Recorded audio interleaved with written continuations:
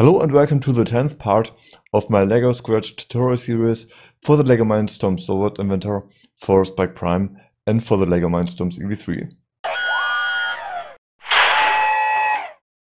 Building sets is one thing, but the set or one of the sets is called Robot Inventor, so why not build your own robot?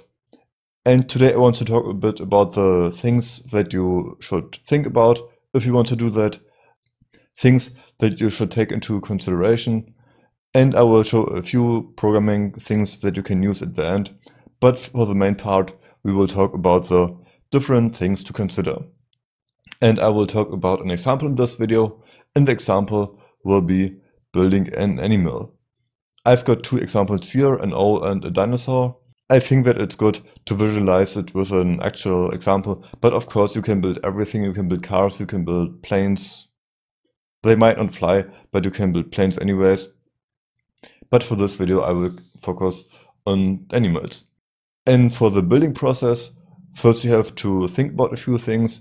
The first one is, how does the animal behave and how do you want it to behave? So maybe you can look at videos, or you have a pet animal, and then you can analyze what it does.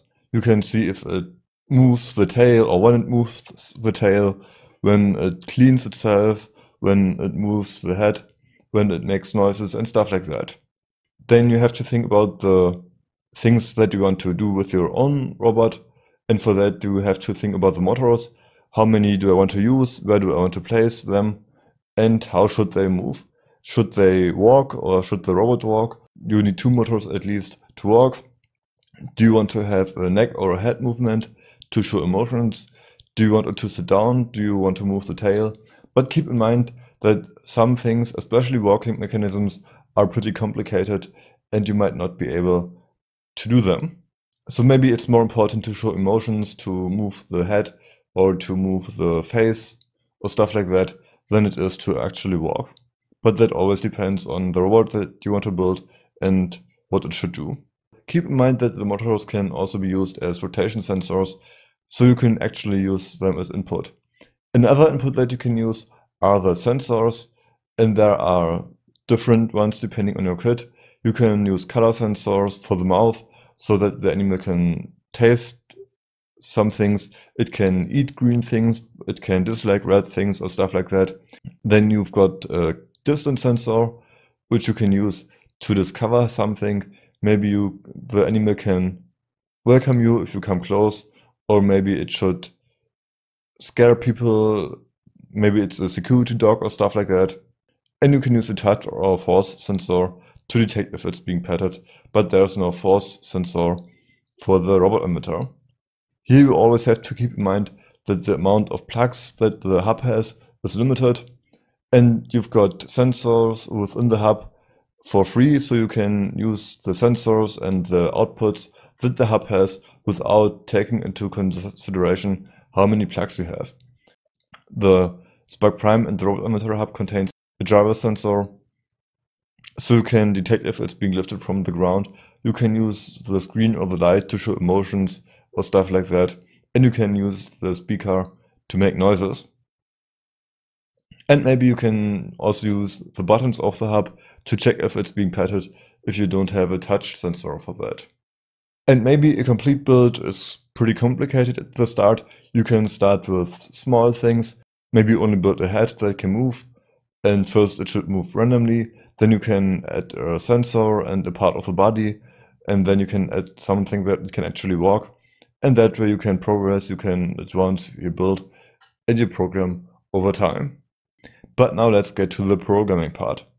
I think that a really useful thing for animals are these event blocks, because then you can always trigger a behavior if a sensor is being triggered.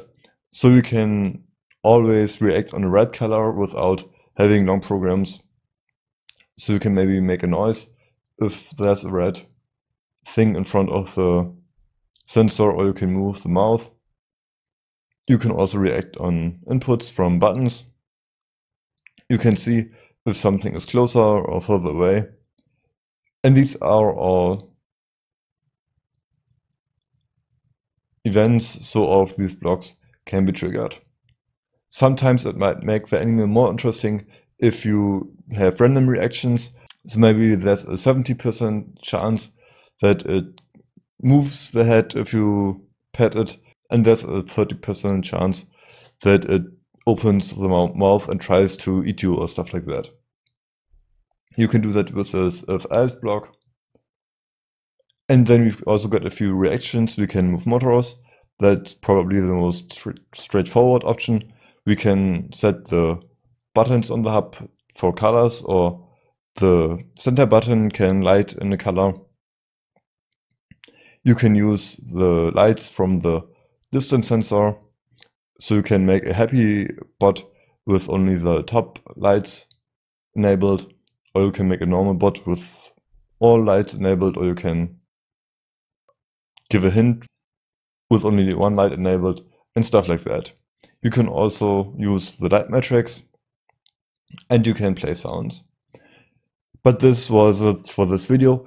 Thanks for now, see you in the next video, and bye.